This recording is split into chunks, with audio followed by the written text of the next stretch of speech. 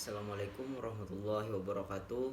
Perkenalkan, nama saya Muhammad Rasid Ridho Nasrullah dengan NIM 23552011110028. Baik, di sini saya ingin mereview materi dari mata kuliah AIK Islam dan Iptek dari pertemuan awal sampai pertemuan akhir. Baik, langsung saja. Pertemuan pertama yaitu tentang pengantar mata kuliah. Jadi ada beberapa yang dosen sampaikan di pengantar mata kuliah ini. Yang pertama yaitu tujuan dan ruang lingkup dalam mata kuliah AIK 4, metode pembelajaran dan penilaian dalam mata kuliah AIK 4 ini. Dan yang terakhir yaitu aturan perkuliahan dalam mata kuliah AIK 4. Baik, selanjutnya yaitu pertemuan kedua tentang pengantar Islam dan Iptek. Islam adalah agama yang rahmatun lil alamin, yang memberikan landasan kuat bagi pengembangan ilmu, pengetahuan, dan teknologi di masa sekarang, yang mendorong umat Islam untuk menuntut ilmu dan mengembangkan pengetahuan ialah Al-Quran dan Hadis secara explanation sebagai bagian dari ibadah dan kewajiban. Baik, lanjut masuk ke pertemuan ketiga, yaitu kita membahas tentang Islam dan filsafat ilmu pengetahuan. Jadi dalam ilmu ialah salah satu perangkat untuk memperkuat keimanan. Iman hanya akan bertambah dan menguat jika disertakan ilmu pengetahuan. Seperti Albert Einstein mengatakan bahwa science without religion is birth and religion with science is lame. Ilmu tanpa agama buta dan agama tanpa ilmu adalah lumpuh. Karena dalam pandangan Islam, ilmu agama dan umum sama saja berasal dari Allah. Baik, selanjutnya masuk ke pertemuan keempat, yaitu membahas tentang sejarah dan perkembangan Iptek dalam peradaban Islam.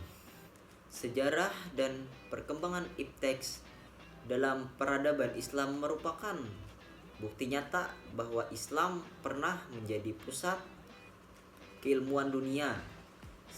Semangat menuntut ilmu yang digerakkan oleh ajaran Al-Quran dan Hadis,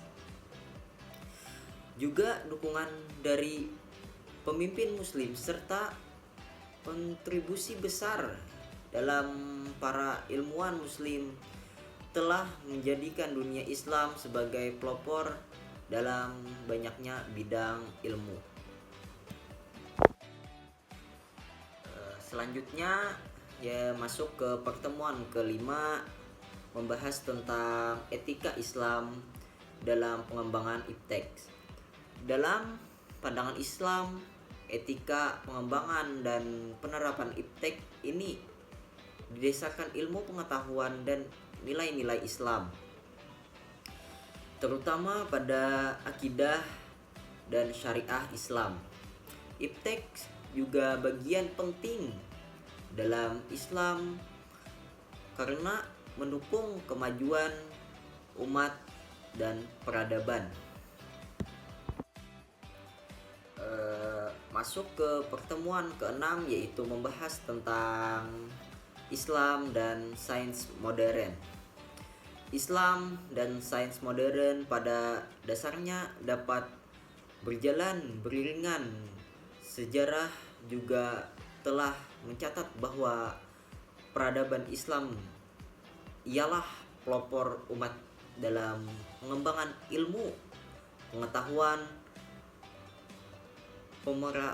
penerapan Iptek dalam kehidupan harus dibimbing oleh prinsip-prinsip Islam agar senantiasa berada pada jalan yang benar dan manfaat bagi seluruh umat manusia secara menyeluruh.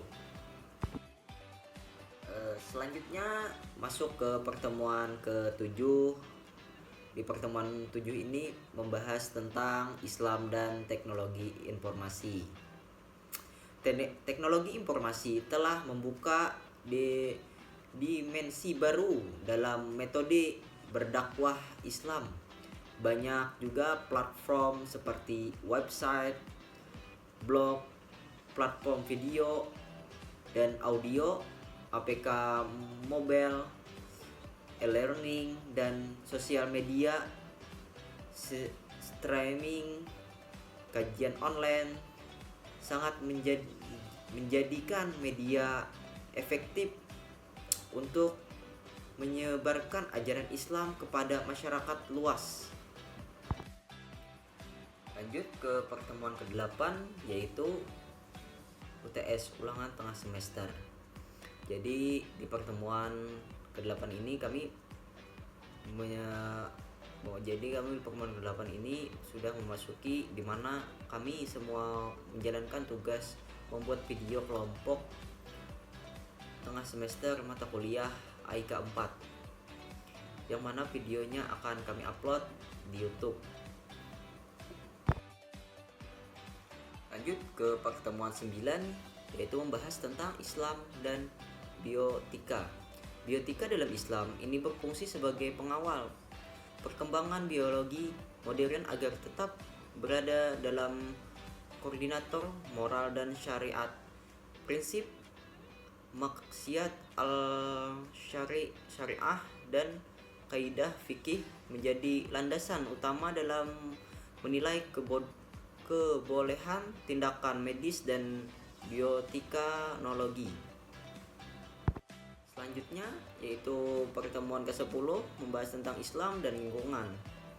Islam memandang lingkungan itu sebagai amanah dari Allah yang harus dijaga dan dikelola secara bijaksana. Sebagai manusia, kita memiliki rasa tanggung jawab untuk menjaga keseimbangan alam dan mencegah kerusakan lingkungan. Selanjutnya yaitu pertemuan ke-11 membahas tentang Islam dan ekonomi digital. Perkembangan ekonomi digital merupakan fenomena yang tidak dapat kita hindari dalam dunia yang modern saat ini. Menggunakan teknologi digital dalam berbagai sektor ekonomi memberikan dampak yang signifikan terhadap cara berbisnis dan bertransaksi. Lanjut ke pertemuan 12, membahas tentang Islam dan kesehatan. Menjaga kesejahteraan jasmani dan rohani merupakan tanggung jawab setiap muslim. Iman memberikan arah dan motivasi hidup sehat, sementara ilmu membantu memahami cara menjaganya secara tepat. Lanjut ke pertemuan 13, Islam dan pendidikan. Pendidikan dalam Islam ialah proses pembandingan yang menyeluruh dan berkelanjutan, bertujuan untuk membentuk manusia yang beriman, berilmu, dan berakhlak mulia. Selanjutnya yaitu pertemuan ke-14, membahas tentang Islam dan seni.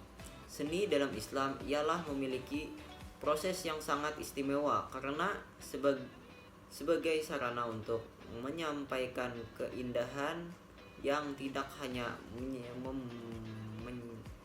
memanjakan mata tetapi juga dapat menyejukkan hati dan memperkuat nilai-nilai keimanan. Jadi selanjutnya masuk ke pertemuan ke-15, yaitu membahas tentang Islam dan politik global.